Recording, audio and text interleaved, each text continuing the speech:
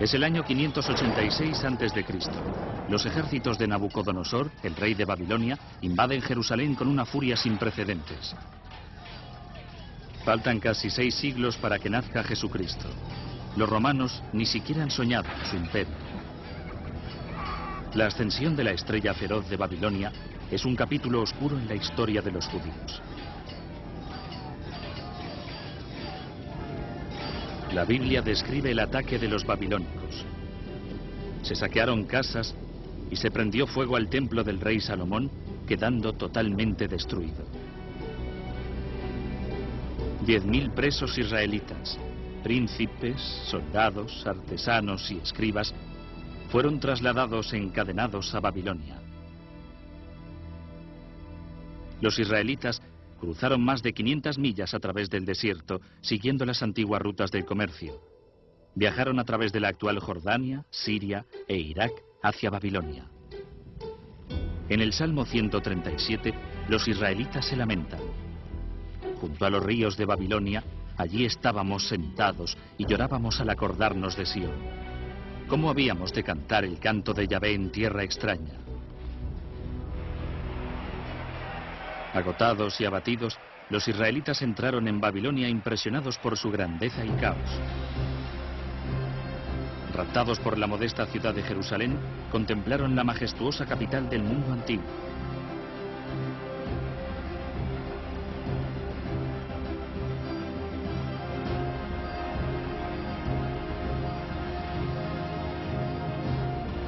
Pero de alguna manera, los israelitas lograron no solamente cantar la canción del Señor en esta tierra extraña, sino también ponerla por escrito. Poner por escrito la tradición oral es formalizarla. Se transforma en un texto que la gente puede criticar o acoger como la única verdad.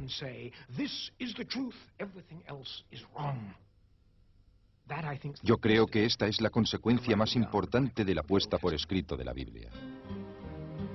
Hoy en día, las reconstruidas murallas que rodean Babilonia están estampadas con el nombre de Saddam Hussein. Pero hubo un tiempo en que estos ladrillos ostentaban otro nombre, el del rey Nabucodonosor. Era una tierra de muchos dioses e ídolos paganos, un escenario improbable para la creación de uno de los textos más sagrados del mundo. Sin embargo, la gran diversidad de Babilonia gestó el ambiente perfecto. Entraron en un entorno cosmopolita. Hasta los israelitas más educados y cultos tenían contacto directo con gente muy diversa. Los israelitas se encontraron en un crisol de razas y lenguas con dioses y espíritus. Se preguntaban en el libro del Apocalipsis, ¿qué hubo comparable a la gran ciudad? Sus mercaderías de oro y plata, de pedrería y de perlas, de clase de fieras impuras y detestables. Babilonia, la grande, la madre de las meretrices e idolatrías de la tierra.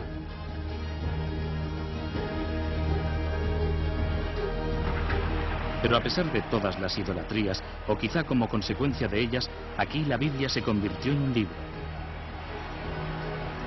Amenazados por una nueva cultura poderosa, los escribas hebreos se apresuraron a preservar e identificar la identidad judía. A lo largo de 3 generaciones, los escribas unificaron la tradición oral de Israel, las escrituras nuevas y los textos sagrados en un solo manuscrito. Nació la Biblia.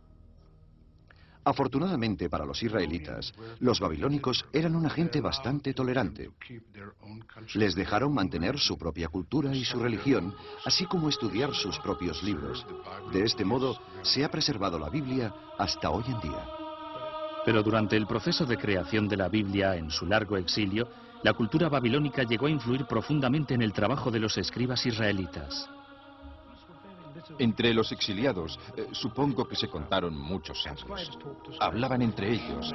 Estoy seguro que de esta manera se transmitía gran parte de la información. Este intercambio de ideas y conocimientos tenía que ser extraordinario. La Biblia llegó a rubricar cuentos y tradiciones de Babilonia y de civilizaciones de Mesopotamia todavía más antiguas. Los israelitas no podían ignorar la cultura floreciente ni los monumentos grandiosos de Babilonia. sus templos estaban entre las estructuras más importantes del mundo antiguo. Los grandes edificios públicos, el paseo ceremonial, el palacio de Nabucodonosor con sus jardines colgantes de leyenda, las palmeras, el río. Al pasar por la puerta de Ishtar uno se sentía empequeñecido. Este era el efecto deseado. Una persona en Babilonia se encontraba ante la presencia de algo poderoso. Por todas partes había gente. Las callejuelas eran estrechas. Había paradas y más paradas de mercado, con los burros rebuznando, los grupos de gente caminando. Era una vida apretada, vivida de cerca, rebosante.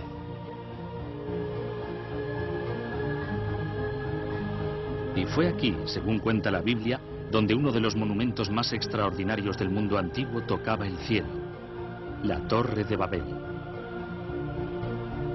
Durante generaciones, los aventureros y peregrinos esperaban que al hallar la famosa torre se confirmaría la veracidad de los relatos bíblicos.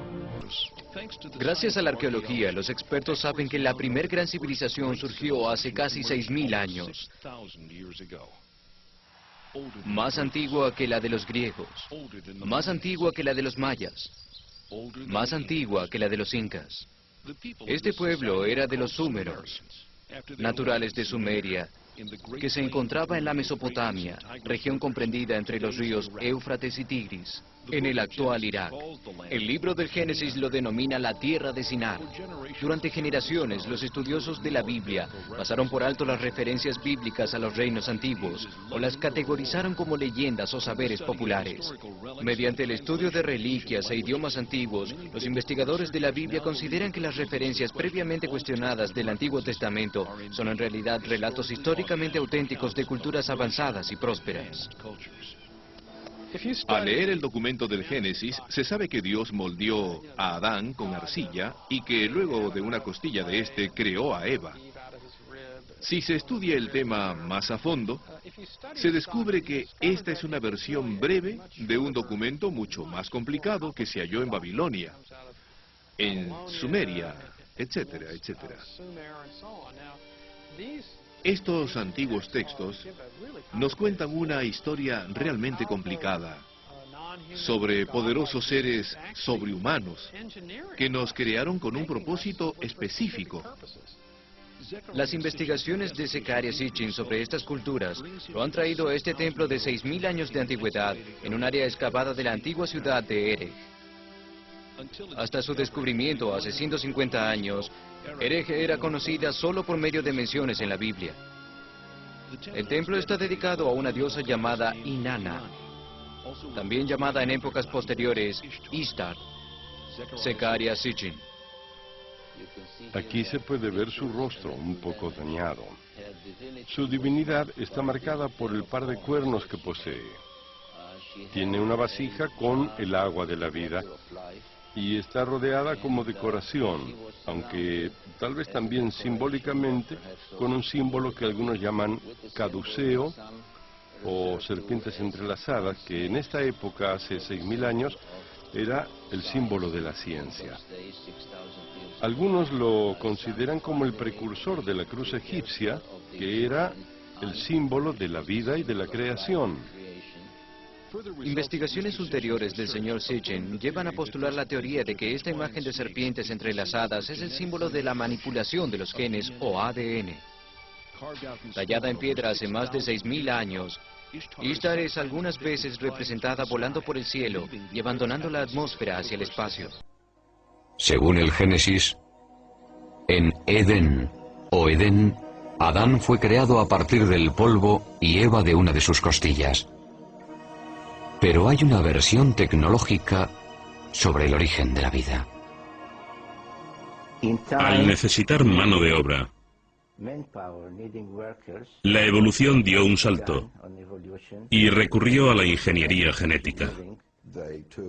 Mezclaron el esperma de un Anunnaki con óvulos de un humanoide primitivo, de uno de los hombres prehistóricos, cuyos restos están apareciendo en África.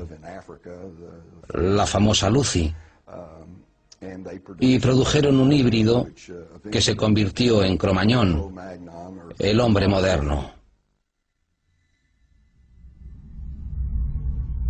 Según la leyenda, cuando los Ananoki volvieron miles de años después para ver cómo iba su artesanía genética, las hembras humanas les parecieron muy atractivas.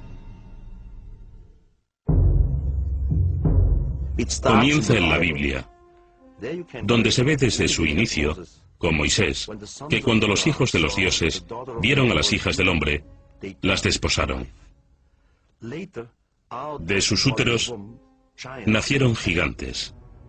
Tan destructivos eran los titanes que los padres Ananoki decidieron aniquilarlos. El libro apócrifo de Baruch nos dice incluso cuántos gigantes murieron. Según el libro de Baruch, el Señor creó el diluvio, destruyó toda la vida de la tierra, incluidos los 409.000 gigantes.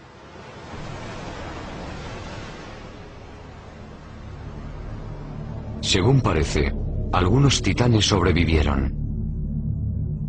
Pero su reinado en la Tierra se acabó y los humanos se convirtieron en la especie dominante. Pero los gigantes viven en nuestra memoria, como algo arraigado desde el principio de nuestra existencia. Para algunos es más que un simple recuerdo. Quizás son los que nos informan de un número creciente de gigantes saliendo de los ovnis. Estos creyentes aseguran que los Ananoki, o gigantes celestiales, van a volver. En los últimos 10 años, han aumentado los avistamientos de ovnis con ocupantes gigantes. Esto está en el Génesis, es 4:24. Cuando los hombres empezaron a multiplicarse sobre la faz de la tierra, y les nacieron hijas que viendo los hijos de Dios, en plural, hijos de Dios, viendo los hijos de Dios que las hijas de los hombres eran hermosas, tomaron para sí mujeres, escogiendo entre todas. Había gigantes en la tierra en aquellos días. Eso significa que no eran de la tierra, ¿vale? Y también después, cuando los hijos de Dios se unieron a las hijas de los hombres y ellas les dieron hijos, estos son los héroes de la antigüedad, hombres de renombre. Por lo tanto, esto describe los hijos de Dios que llegaron a la tierra, de modo que no eran de la tierra, y que tuvieron hijos con las mujeres de la tierra. Y empecé a darme cuenta. Espera un segundo. ¿Este sistema planetario fue sembrado? Ya sabéis, empezó a... En antropología nos falta un eslabón enorme entre los antiguos neandertales y el Homo sapiens moderno. Y ese eslabón que nos falta se está ensanchando más y más cuantos más registros obtenemos. Se han descubierto nuevos cráneos que hacen que ese eslabón sea todavía más difícil de realizar.